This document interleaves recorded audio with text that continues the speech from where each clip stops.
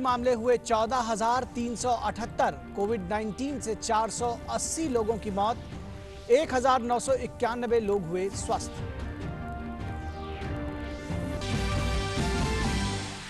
मुंबई में नौसेना के बेस पर 21 नौसेना कर्मियों में कोरोना वायरस की हुई पुष्टि। 7 अप्रैल 2020 को कोरोना पॉजिटिव पाए गए एक नाविक के जरिए इन नौसैनिकों में हुआ संक्रमण।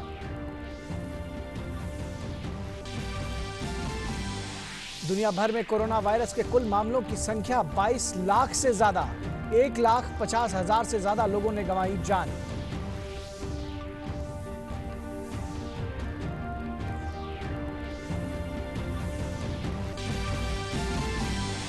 अमेरिका में कोरोना वायरस से मरने वालों की संख्या 37,000 के पार। अमेरिका में कोरोना संक्रमण के कुल मामले 7 लाख से ज्यादा।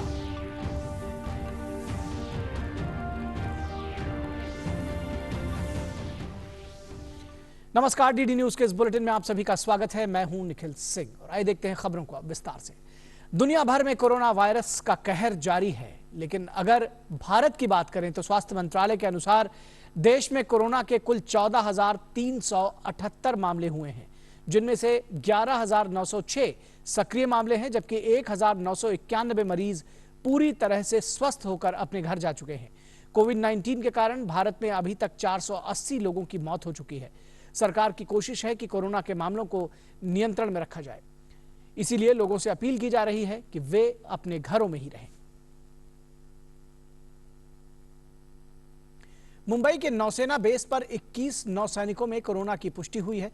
मुंबई तट पर खड़े नौसेना के आईएनएस आंग्रे के 20 नौसैनिक इसमें शामिल हैं। 7 अप्रैल को आईएनएस आंग्रे बेस पर पहले मामले की पुष्टि हुई थी। हालांकि ज्यादातर संक्रमित नौसैनिकों में कोविड-19 के लक्षण नहीं दिखाई दिए थे। संक्रमित नौसैनिक के संपर्क में आने पर बाकी नौसैनिक भी जांच में संक्रमित पाए गए हैं। ये सभी आईएनएस आंग्रे में एक ही ब्लॉक में रहते हैं। जांच रिपोर्ट आने के बाद आईएनएस आंग्रे को पूरी तरह क्वारंटाइन कर दिया गया है। कोविड-19 प्रोटोकॉल के अनुसार सभी कार्रवाई की जा रही है।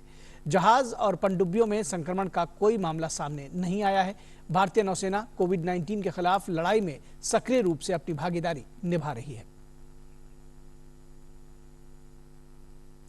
और प्रधानमंत्री नरेंद्र मोदी ने लॉकडाउन के समय रेलवे द्वारा किए गए कार्यों की सराहना की है। उन्होंने ट्वीट किया है और कहा है कि भारतीय रेलवे पर उन्हें गर्व है।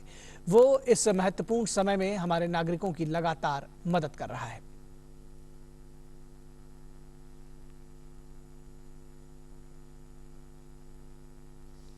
अपने ट्वीट में प्रधानमंत्री ने लिखा कि भारतीय रेलवे पर गर्व है, वो इस महत्वपूर्ण समय में हमारे नागरिकों को लगातार मदद कर रहा है। और कोरोना वायरस से बचने के लिए सरकार लगातार दिशा निर्देश जारी कर रही है ताकि लोग सुरक्षित रह सकें। लॉकडाउन के दूसरे चरण के तहत सार्वजनिक स्थलों के लिए दिशा निर्देश जारी किए गए हैं, जिसके तहत चेहरे पर मास्क पहनना और सामाजिक दूरी का पालन करना जरूरी है। इसके अलावा सार्वजनिक स्थलों पर 5 से अधिक व्यक्तियों के जमा होने पर प्रतिबंध होगा। लॉकडाउन 2.0 में कुछ कॉमर्शियल सेवाओं को अनुमति दी गई है। इनमें प्रिंट और इलेक्ट्रॉनिक मीडिया शामिल है।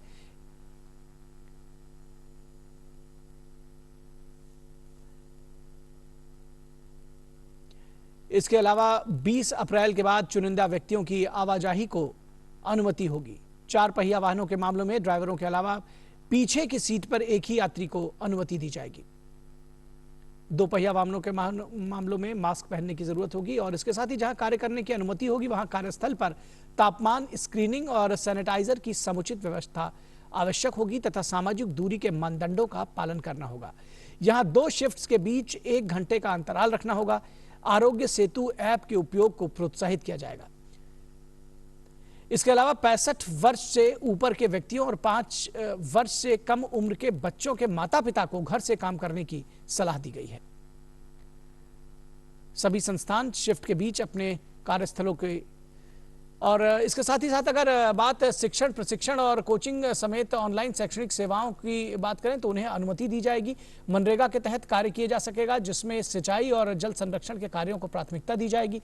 श्रमिकों के लिए फेस मास्क का उपयोग, सामाजिक दूरी बनाए रखना जरूरी होगा। और केंद्रीय गृह मंत्रालय ने 28 मार्च को कोविड-19 के मद्देनजर देश भर में लगे प्रतिबंध लगाया था, जिसके बाद भारत में रह रहे विदेशी नागरिकों को निःशुल्क काउंसलर सेवा प्रदान की गई थी। केंद्रीय गृह मंत्रालय ने भारत में रह रहे इन विदेशी नागरिकों को दी जा रही निःशुल्क काउंसलर सेवा की मियाद को और आगे बढ़ा दिया है। इसके तहत भारत में रह रहे विश्व के तमाम विदेशी नागरिकों के नियमित वीजा ई वीजा को आगे बढ़ा दिया गया है।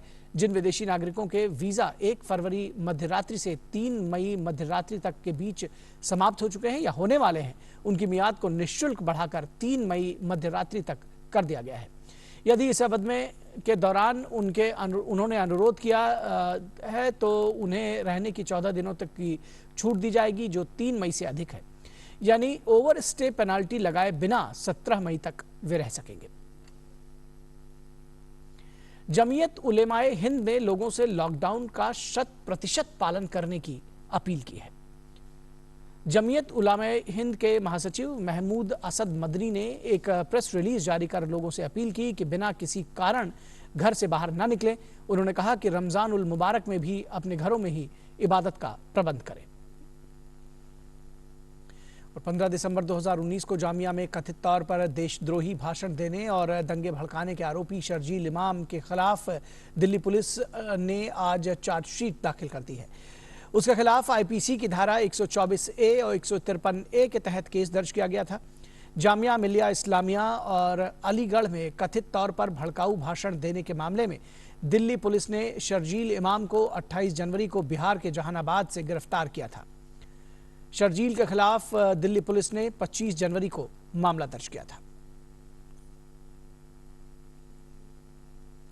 और कोरोना संकट की घड़ी में समाज को हर वर्ग के लोगों की मदद के लिए आगे आना चाहिए और ऐसा समाज कर भी रहा है। प्रधानमंत्री नरेंद्र मोदी की अपील पर सरकारी कर्मचारियों ने स्वेच्छा से अपने 1 दिन के वेतन को पीएम केयर फंड में देने का फैसला किया है। पीएम मोदी की अपील पर सभी कर्मचारी संगठनों द्वारा इससे लेकर अपील की गई थी। वेतन और सीएसआर द्वारा सरकार के विभिन्न विभागों की तरफ से दी गई मदद राशि 3900 करोड़ रुपए से ज्यादा हो गई है। इसके अलावा भी कई अधिकारियों ने व्यक्तिगत तौर पर भी अतिरिक्त योगदान दिया है।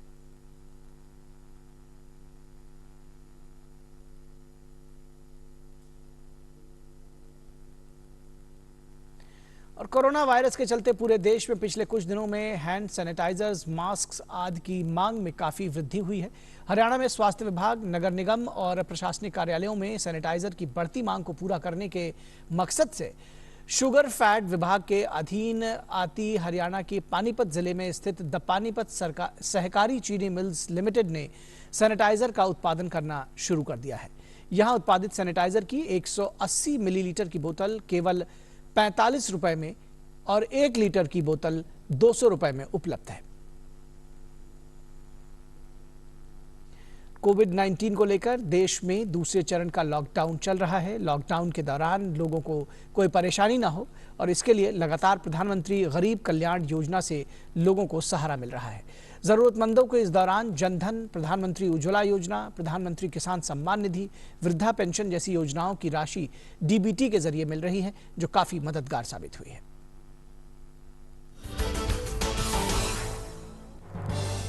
इस मुश्किल घड़ी में केंद्र सरकार उज्ज्वला योजना के लाभार्थियों को हर स्तर पर मदद पहुंचाने का काम कर रही है। सरकार की ओर से उज्ज्वला के लाभार्थियों को 3 महीने तक रसोई गैस मुफ्त में दिया जा रहा है। रांची की सकून देवी जैसी सैकड़ों महिलाओं को इस दौरान मुफ्त रसोई गैस मिला है। सकून देवी और इनके बेटे अमन रजवार का कहना है कि सरकार की पहल पर उनकी बस्ती में नियमित रूप से गैस की आपूर्ति भी की जा रही है। लॉकडाउन हुआ है, गैस खत्म हो गया, हम लोग का भरा लिए हैं, काफी राहत है। कोरोना के कारण जो उज्ज्वला जो गैस मिला है हम लोग को, वो खत्म हो गया था, तो वो इस बार हम 7 अप्रैल को गए तो हमको गैस मिला है, वो फ्री का दे रहा है। झारखंड के सभी जिलों में केंद्र सरकार की पहल का फायदा लोगों को मिल रहा है। हजारीबाग में भी सैकड़ों परिवारों को मुफ्त गैस रिफिल मिल रही है।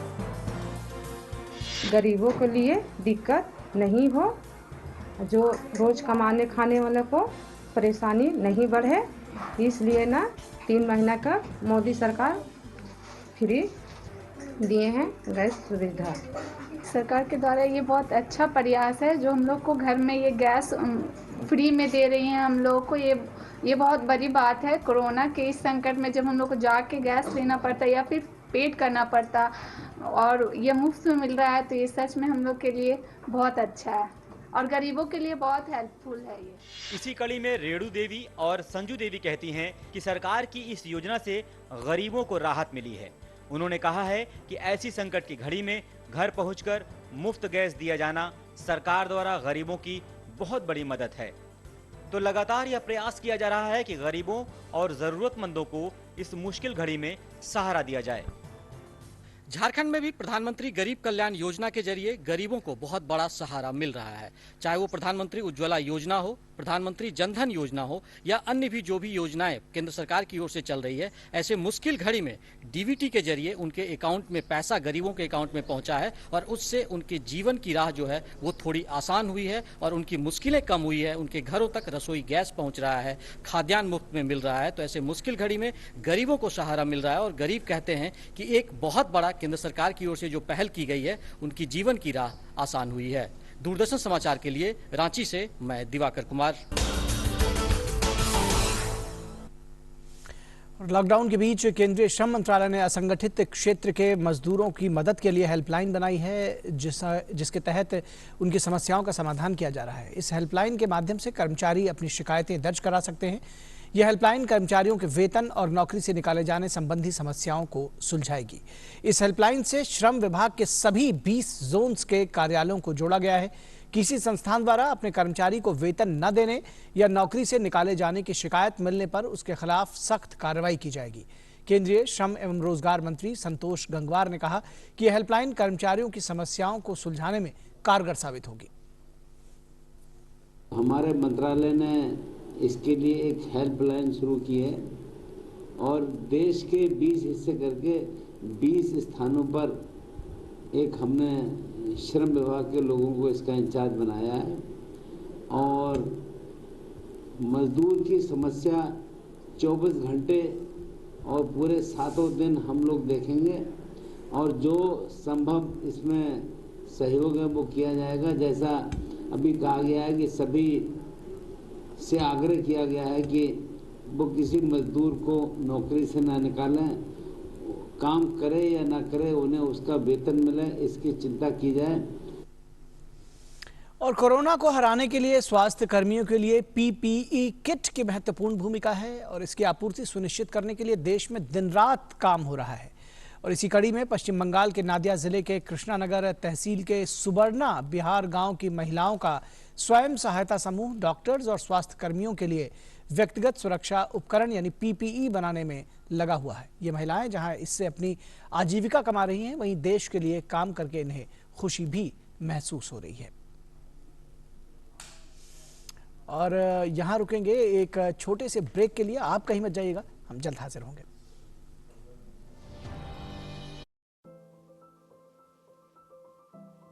I'm worried about bullying, discrimination, and stigmatization. What is the best way to talk about COVID-19?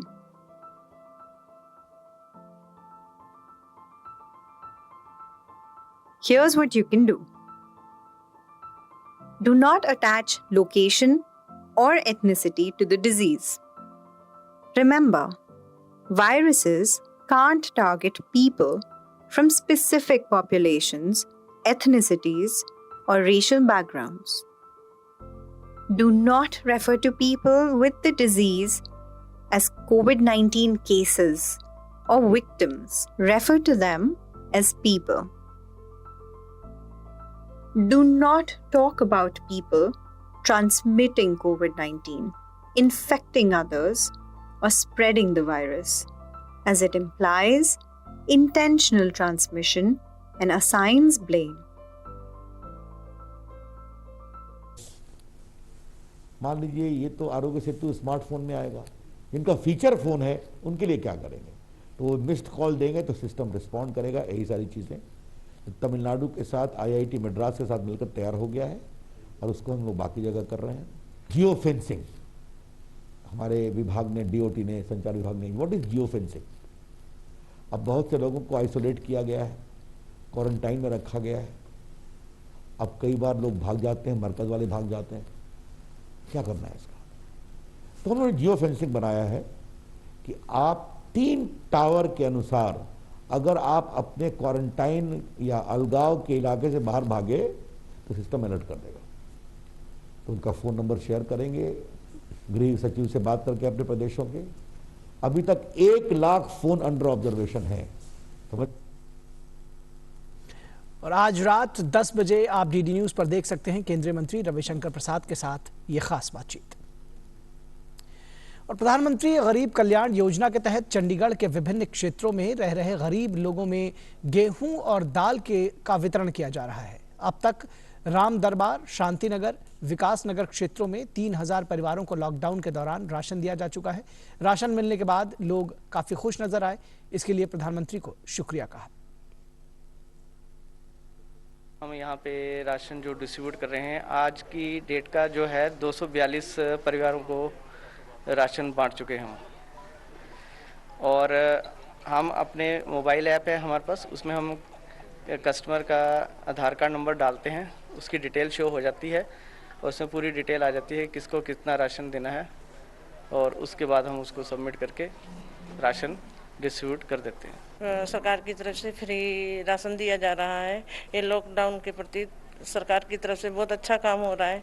जो प्रधानमंत्री जी द्वारा शुरुआत की गई है कि प्रति जो गरीब लोग हैं उनको 15 किलो गेहूं और 3 किलो दाल 3 महीने का जो मिल रहा राशन, वो भी बिना पैसे दिए, तो ये एक बहुत ही अच्छी योजना है हमारे प्रधानमंत्री जी द्वारा। हम बहुत शुक्रगुजार हैं प्रधानमंत्री का, जिन्होंने ये योजना रखी है जिसके तहत हमारे को ये राशन है वो दिया जा रहा है। क्योंकि आजकल के जैसा टाइम है, कोरोना के करके सब लोग घर में बैठे हैं, जो मजदूर लोग हैं वो नहीं कमा सकते हैं। तो बहुत बहुत धन्यवाद करते हैं उन लोगों का जो हमारे को ये सब चीज़ें प्रोवाइड कर रहे हैं। हमें आज प्रधानमंत्री गरीब अन्न कल्याण योजना के तहत यहाँ पे गेहूं और दाल फ्री में बांटी गई है। हम प्रधानमंत्री जी के तहे दिल से शुक्रगुजार हैं कि उन्होंने ऐसे कोरोना के टाइम पे गरीब लोगों की सहायता की है। तो केवल गरीब कल्याण योजना ही नहीं बल्कि प्रधानमंत्री और केंद्र सरकार की दूसरी योजनाओं के तहत भी लोगों की मदद की जा रही है। और कोरोना वायरस के चलते उत्पन्न हुई दिक्कतों के बीच गैस सिलेंडर मिलने से मध्य प्रदेश के बालाघाट जिले में उज्ज्वला योजना के हितग्राही काफी खुश हैं।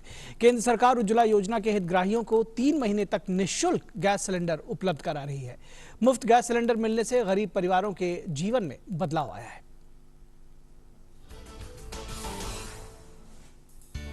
बालाघाट जिले में गरीब कल्याण योजना के तहत गरीब और कमजोर वर्ग की महिलाओं की सहूलियत के लिए 3 महीने तक मुफ्त गैस सिलेंडर दिए जा रहे हैं।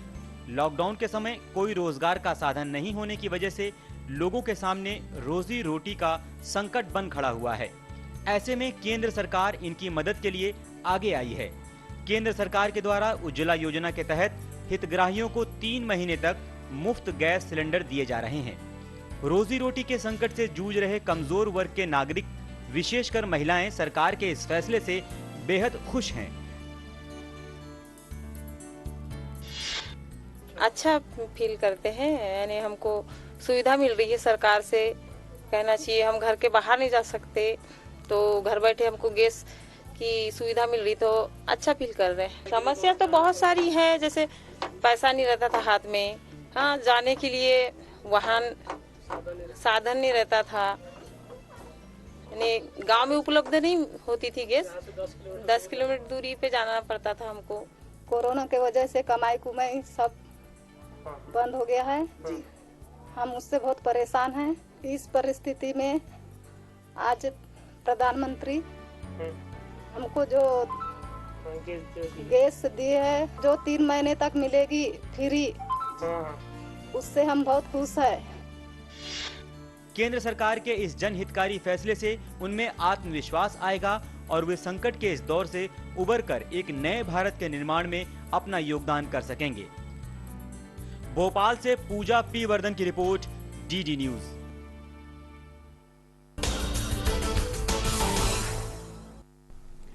कोरोना की लड़ाई में ड्रोन महत्वपूर्ण उपकरण बनकर उभरा है। जहां इससे कीटनाशक पदार्थों का छिड़काव किया जा रहा है, वहीं ये निगरानी में भी महत्वपूर्ण भूमिका निभा रहा है। दिल्ली में दिल्ली पुलिस और नागरिक एजेंसियां कोरोना को नियंत्रित करने के लिए इसका खासा इस्तेमाल कर रही हैं। देखिए हमारे संवाददाता तापस भट्टाचार्य की यह खास रिपोर्ट। ड्रोन टेक्नोलॉजी का बेहतरीन इस्तेमाल किया जा रहा है इस वक्त कोविड-19 के खिलाफ जो जंग है उसमें। ये जो ड्रोन आप देख रहे हैं मेरे ऊपर, ये यूज किया जा रहा है दिल्ली पुलिस द्वारा और सिविल डिफेंस पर्सनल द्वारा मेंटेन करने के लिए। जहां जहां पे सोशल डिस्टेंसिंग की जरूरत है, जहां पे लोग एक साथ हो रहे हैं, उनको बताया जा रहा है, वहां पे जाके बोला जा रहा है कि आप दूर रहें। और उसके साथ जो मेरे ठीक पीछे है क्वारंटाइन जोन है, इस क्वारंटाइन जोन के अंदर भी सीसीटीवी फुटेज तो है, लेकिन उसके अलावा भी ये जो ड्रोन है, ड्रोन की मदद से देखा जा रहा है अंदर का जो नज़ारा है, कैसे लोग रह रहे हैं। कोई सोशल डिस्टेंसिंग नॉर्म का उल्लंघन तो नहीं कर रहा, कोई बाहर तो नहीं आ रहा। ये बहुत ज़रूरी है और इस वजह से इसका बहुत यूसेज हो रहा है। और आप देख सकते हैं यहाँ पे सिविल डिफेंस के लोग हैं हमारे साथ, ये हमें बताएंगे कि कितना यहाँ पे इसका यूसेज हो रहा है इस ड्रोन टेक्नोलॉजी का। सर थोड़ा बताएं। हाँ, मेरा नाम अरुण कुमार तेलिया है और मैं यहाँ पर सिविल डिफेंस नोडल ऑफिसर हूँ डिप्लॉयमेंट। और यहाँ पर ड्रोन के द्वारा ये चेक किया जा रहा है कि कोई सोशल डिस्टेंसिंग को अवॉइड तो नहीं कर रहे हैं। जब वो खाना ले रहे हैं, जब वो चाय ले रहे हैं, तो वो प्रॉपर सोशल डिस्टेंसिंग को मेंटेन कर रहे हैं, क्योंकि बहुत ही सेंसिटिव जोन है और बिना पीपी के अंदर जाना पॉसिबल नहीं है। तो इसलिए ड्रोन के द्वारा उसको चेक कर लिया जाता है कि जो अंदर के लोग हैं वो सही तरीके से अपने सोशल डिस्टेंसिंग मेंटेन कर रहे हैं और किसी तरह का कोई इशू तो नहीं है अंदर। उससे भी हमें बड़ा फ़ायदा मिलता है। तो टेक्नोलॉजी जो है, टेक्नोलॉजी का बेहतरीन इस्तेमाल किया जा रहा है। आप देख सकते हैं ये ड्रोन जो है वो एक जगह से दूसरी जगह जा सकता है। और ये एक तरह से ये जो लड़ाई है कोविड-19 के खिलाफ, इसमें जंग में ये जो सिविल डिफेंस के जो हमारे लोग हैं, इनकी ये जो कोविड वॉरियर्स है, इनकी मदद के लिए तैयार है। और ये एक मील का पत्थर साबित हो सकता है इस जंग में। कैमरामैन कुमार दत्ता के साथ मैं तापस भट्टाचार्य, दूरदर्शन समाचार, दिल्ली। और देश भर में लॉकडाउन है और ऐसे में तमाम मंदिर, मस्जिद, गुरुद्वारे बंद हैं और दिल्ली का बंगला साहिब गुरुद्वारा भी बंद है। लेकिन नहीं बंद है तो इसकी रसोई। जी हां, दिल्ली सिख गुरुद्वारा प्रबंधक कमेटी ने असहाय और गरीबों का पेट भरने का जिम्मा उठाया है, जिसके तहत गुरुद्वारा बंगला साहिब में हर रोज दोपहर और शाम के भोजन को मिलाकर करीब 75,000 लोगों के लिए खाना तैयार किया जा रहा है। कितनी बड़ी है गुरुद्वारा बंगला साहिब की रसोई और कैसे तैयार हो रहा है यहाँ सेवादारों के लिए लंगर, इसका जायजा लिया हमारे संवाददाता गिरीश निशाना ने।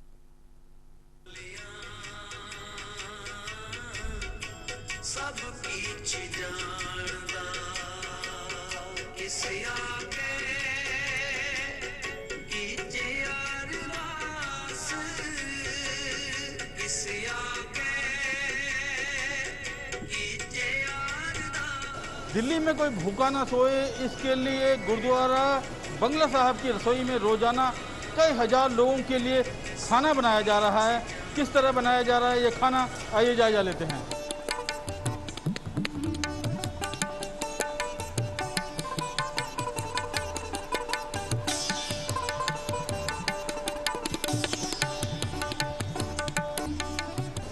यहाँ बड़ी बड़ी कढ़ाइयों के अंदर आप देख सकते हैं किस तरह से चावल बनाए जा रहे हैं, पुलाव बनाए जा रहे हैं और सेवादार अपनी पूरी निष्ठा के साथ सेवा करते नजर आ रहे हैं। और इसके आगे अगर हम चलते हैं तो बड़े बड़े पतीलों के अंदर दाल बन रही हैं, सब्जियां बन रही हैं।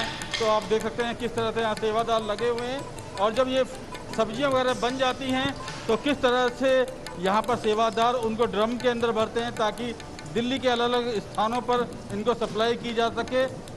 इसके अलावा मेरे दाहिनी ओर देखेंगे तो यहाँ पर किस तरह से रोटियां बन रही हैं। खुद सेवादार अपने हाथों से रोटियां बनाकर यहाँ सेक रहे हैं। गुरुद्वारा बंगला साहिब की रसोई में कितने लोगों के लिए बन रहा है लंगर, इस पर ज़्यादा बात करने के लिए हमारे साथ मौजूद हैं दिल्ली गुरुद्वारा प्रबंधक समिति के अध्यक्ष मनजिंदर सिंह सिरसा जी। ये गुरुद्वारे की रसोई है। इस रसोई में से आज 50,000 लोगों के लिए खाना बन के जा रहा है। कल इससे भी ज़्यादा बन के गया था। दिल्ली के अंदर हमारे 4 गुरुद्वारा साहिबानों के अंदर और एक हमने अपना इंजीनियरिंग कॉलेज के अंदर किचन बना रखी है, जिसमें गुरुद्वारा बंगला साहिब, गुरुद्वारा शीशगंज साहिब, गुरुद्वारा मोतीबाग साहिब, गुरुद्वारा नानक चौक साहिब, इन गुरुद्वारों के अलावा जो हमारी गुरु तेग बहादुर कॉलेज में हमारी किचन है, इसमें से तकरीबन 1 लाख लोगों को अब तक खाना जा रहा था। लेकिन अब ये एक ऑर्गेनाइजेशन है, संस्था है, फीड माई सिटी, जो बहुत बड़ा काम कर रहे हैं देश के अंदर और नोएडा में यहाँ पे कर रहे हैं और आज वो उनके माध्यम से फिर 25,000 लोगों को जा रहा है। तो हमारी कोशिश है कि जो भी दिल्ली सरकार के एसडीएम आते हैं, दिल्ली सरकार के तहसीलदार हैं या दिल्ली पुलिस है या होमगार्ड है, जो संस्थाएं हैं बहुत सारी इसके अलावा भी और संस्थाएं हैं, ऑर्गेनाइजेशंस हैं जो हमसे खाने की मांग करते हैं। हम ये खाना वहाँ बनाकर उन तक पहुँचाते हैं, लेकिन डिस्ट्रीब्यूट करना आगे ये उनका काम है। इस मशीन के अंदर कुल कितनी रोटियां निकलती हैं 1 घंटे के अंदर, इस पे बात करते हैं। हमारे साथ रसोई के प्रभारी, लंगर प्रभारी हरबीर सिंह जी हैं। 1 घंटे में 4000 रोटी बनाती है और 16 से 17 घंटे मशीन चलती है। ऑलरेडी हमारे पास 2 मशीनें हैं, एक चल रही है, एक हमने एक्स्ट्रा बंद करके रखी हुई है। और जिस दिन से लॉकडाउन हुआ है उस दिन से रोज लंगर बन के जा रहा है, जिसमें दाल, रोटी, प्रसादा हम दे रहे हैं। सुबह और शाम करीब 75,000 से ज़्यादा लोगों का खाना बनाया जा रहा है गुरुद्वारा बंगला साहिब की रसोई में। इस खाने को दिल्ली के अलग अलग इलाकों में भेजा जा रहा है। जब देश भर में लॉकडाउन है, ऐसे में वो लोग सामने आ रहे हैं जो वाकई में मानवता के लिए मिसाल हैं। कैमरामैन मोहित जोशी के साथ गिरीश निटाना, डीडी न्यूज, दिल्ली। और बात करते हैं फैक्ट चेक की। मीडिया के एक वर्ग ने उन रिपोर्ट्स को उठाया है जिसमें बताया जा रहा है कि श्रीनगर के लिए आईसीएमआर से आई किट्स की खेप को जम्मू ले जाया गया था। यह रिपोर्ट पीआईबी की फैक्ट चेक में गलत साबित हुई है। पीआईबी ने ट्वीट कर कहा है कि परीक्षण किटों के कश्मीर से जम्मू भेजे जाने वाली रिपोर्ट्स फेक हैं।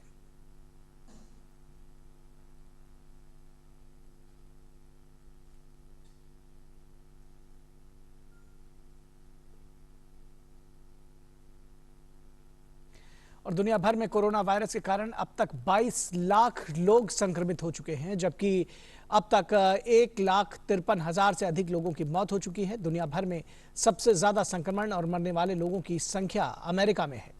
यहां 7 लाख से अधिक लोग इस जानलेवा वायरस से संक्रमित हो चुके हैं और अब तक 37,000 लोगों की मौत हो चुकी है। Michigan, Ohio, Wisconsin, Minnesota, Illinois, Indiana और केंटकी के गवर्नर्स ने अपने राज्यों में आर्थिक गतिविधियों को फिर से शुरू करने पर एक साथ काम करने के लिए एक साझेदारी तैयार की है। उधर इटली में कोरोना संक्रमण के कारण 575 और लोगों की मौत हो गई है। हालांकि संक्रमण के नए मामलों में पहले के मुकाबले कुछ कमी दर्ज की गई है। तो इस बुलेटिन में बस इतना ही। इजाजत दीजिए। नमस्कार।